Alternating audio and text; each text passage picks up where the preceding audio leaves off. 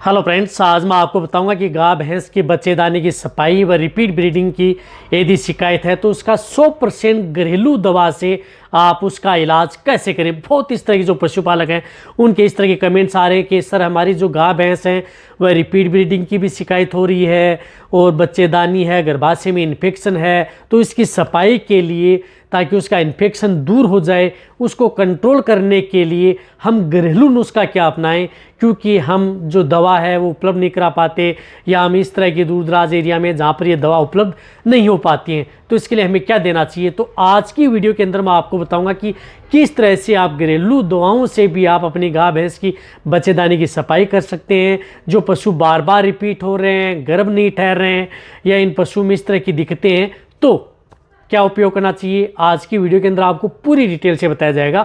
Video जरूर लंबी हो सकती है लेकिन वीडियो को स्किप करके मत देखना, पूरा देखना।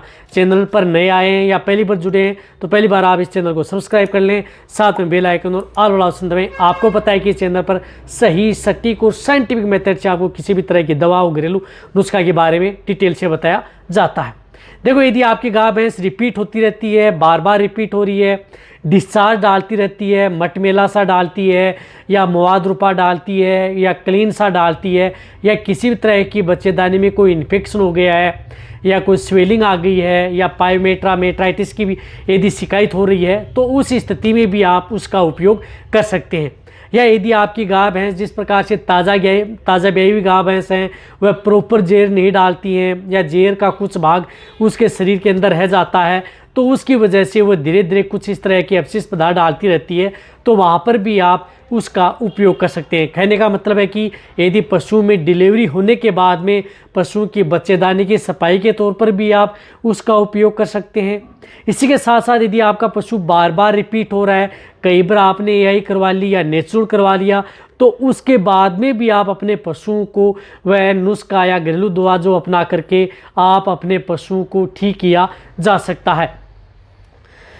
तो इसके लिए आपको क्या करना है, देखो सबसे पहले तो मैं आपको बताना चाहता हूं कि यदि आप अपनी गाय भैंस को जो भी बांट या दाना मिश्रण दे रहे हैं उसमें मिला करके आप अपने पशु को जो कुछ देना है, तो सबसे पहले इस तरह की यदि स्थिति हो जाती है तो सबसे पहले आपको प्रयोग करना है इसमें हल्दी। देखो, हल्दी का बहुत बड़ा रोल होता है गाय भैंस की बच्चेदानी की सफाई में। बच्चेदानी का इन्फेक्शन हो, इंटरनल स्वेलिंग हो, क्योंकि वह एंटीऑक्सीडेंट का काम करती है, साथ साथ में कहीं पर यदि स्वेलिंग, घाव या कोई इन्फेक्शन हो जाता है, इन्फेक्शन हो जाए तो भी उस स्थिति में हल्दी का बहुत बड़ा रोल होता है। सभी की बाद में बताऊंगा कि डोज आपको कितनी कितनी मात्रा में लेना और कैसे देना है, तो आपको हल्दी का उपयोग करना है।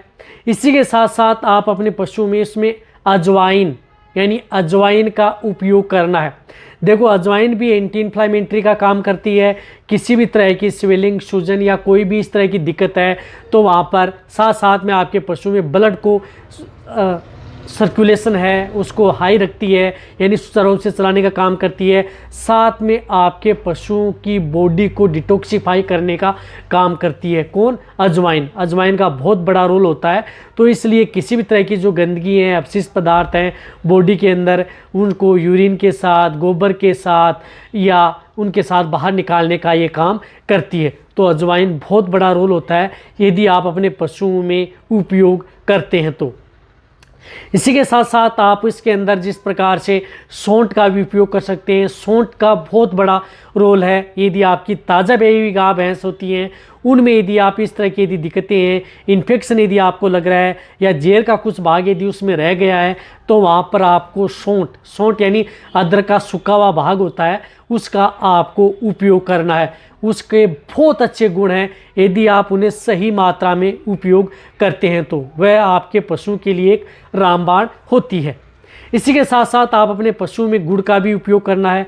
गुड़ में क्या होता है, गुड़ में बहुत पर्याप्त मात्रा में कैल्शियम, आयरन, विटामिन्स, मिनरल्स और बहुत इस तरह के एलिमेंट्स होते हैं जो कि आपके पशु के लिए बहुत ज़्यादा ज़रूरी है। एनर्जी को बूस्ट करने का भी काम करती हैं, ताकि जैसे दूध देने वाले पशु हैं उनमें जिस प्रकार से आपकी बच्चेदानी की सफाई नहीं हो रही है या इन्फेक्शन हो गया है, रिपीट हो रही है, तो वहाँ पर आपके पशुओं में ये दूध की मात्रा को लेवल बनाए रखता है। साथ में पशु का पाचन भी सही रखता है, यानी डाइजेशन को भी प्रॉपर मेंटेन करता है।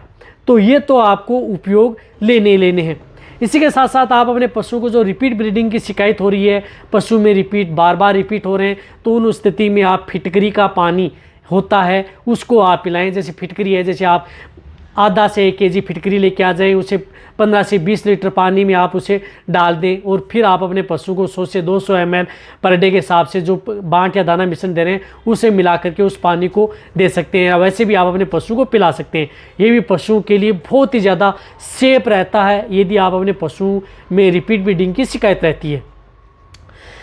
लेकिन अब जो मैंने बताई है उनकी मात्रा क्या क्या लेनी है। देखो, यदि आप अपने पशुओं में जिस प्रकार से बॉडी वेट कम ज़्यादा है तो आपको जो हल्दी है वह 20 ग्राम से लेकर के 30 ग्राम, यानी 20 ग्राम कम वेट बॉडी वेट ज़्यादा है तो 30 ग्राम आपको हल्दी का उपयोग करना है।